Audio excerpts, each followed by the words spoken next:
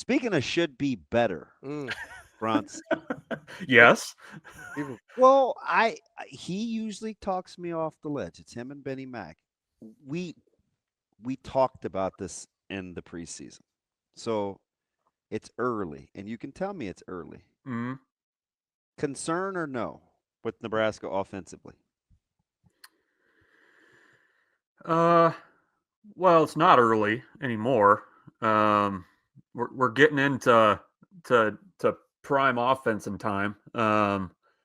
But no, I think there's a level of concern. I mean, when you're hitting 240 as a team and you're constantly switching the lineup, that there's concerns there. I mean, I the quality of at bats through the first third of the season has not been good, and I think the one thing I do think they gained from that Pepperdine series, who was not good. Pepperdine is not good.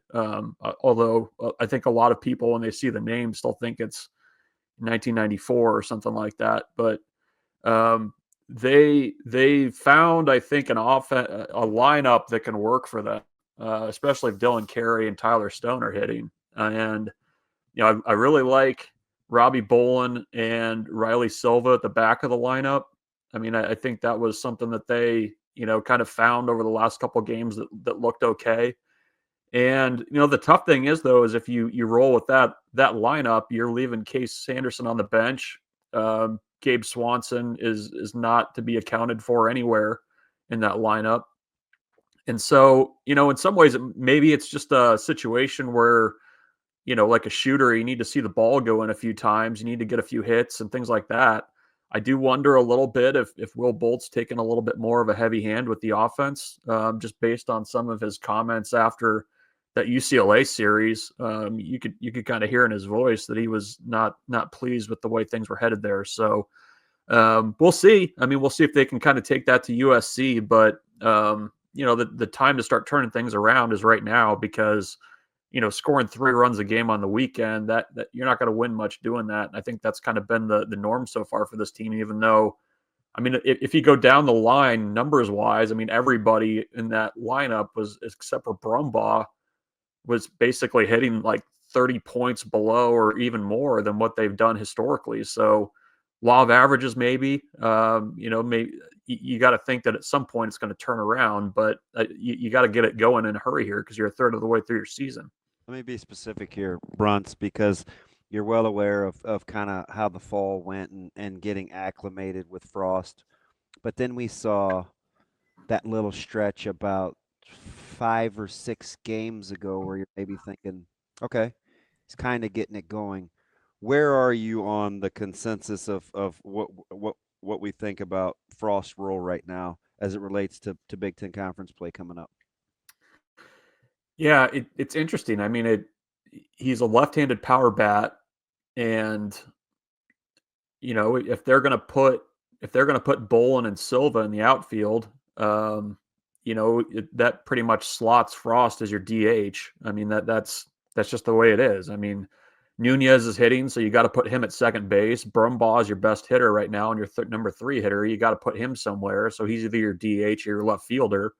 So for that's basically what Frost's role is going to be right now is DH. And I don't know with him if he was pressing in the fall, I know, and it felt like that kind of has carried over to the spring or at least the start of the season. The at bats have been a little bit better from him, but I mean, when you kind of look at what they needed guys to be coming into the season, you needed Swanson to be a power guy for you. You needed Frost to basically repeat what he did last year or close to it at South Dakota State. You needed Carey to give you a little pop. And I mean, until basically this week, that hasn't been happening with any of those guys. So, they need to get Frost going. They've given him a lot of chances to do that. And I guess we'll see if, the at bats, the good at bats kind of carry into this weekend. But, I think he has kind of been towards the top of the list for me of a little bit of the head scratchers of why, things haven't just kind of taken off. Because I mean, you look at his history. He hit in JUCO. He hit right out of the gates at South Dakota State, and he's kind of one of those guys that if once he gets on a roll, he can really hit, but it just hasn't taken off for him yet. So What would you do with Swanson with such a crowded outfield? I don't know. I mean that's the problem with what they've got is we going into the season we said look there's probably 13 guys in that lineup that they would feel comfortable playing. I don't know that Nunez was in that group at the start of the year, but I mean the guy just hits. He is just really consistent. So you got to get him in the lineup. And then, like I said earlier, I mean that the kind of domino effect of that is you got to get other guys in certain spots. And Brumbaugh's bat right now is more valuable than Swanson's bat. So I don't know. I mean, in some ways, it's a little bit similar to last season because it was around early March when Nebraska kind of pulled the plug on Swanson a little bit, and he didn't really have many at bats at all last year in March. So, I mean, maybe he shows something in BP or the cages or whatever, but I would not be surprised if the lineup that they use against USC is very similar to the one that they used the last 2 days against Pepperdine. So, Bruns, as you kind of look at this team, I always struggle, especially in baseball, with okay, are they going to return to what we believe the average is or what historically their average has been? Or is this kind of just who they are? Like, how do you weigh that when you're looking at this team and what they've struggled to do so far this year? Yeah, I mean that's a tough one. I mean, and it would be one thing if it were, just like one or two guys, but I mean, until this week, it was basically everybody except for Nunez and Brumbaugh. I mean, even like Hogan Helixo, who was almost a 300 hitter at Creighton.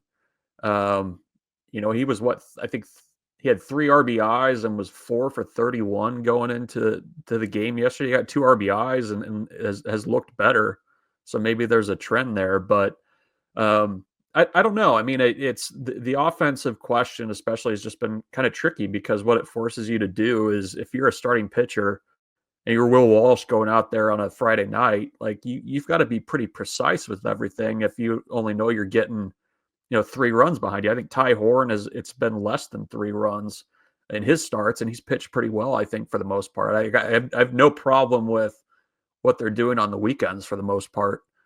And, we'll see. I mean, if it's still looking like this, second week of April, Nebraska's going to be in a lot of trouble because you got to do something well.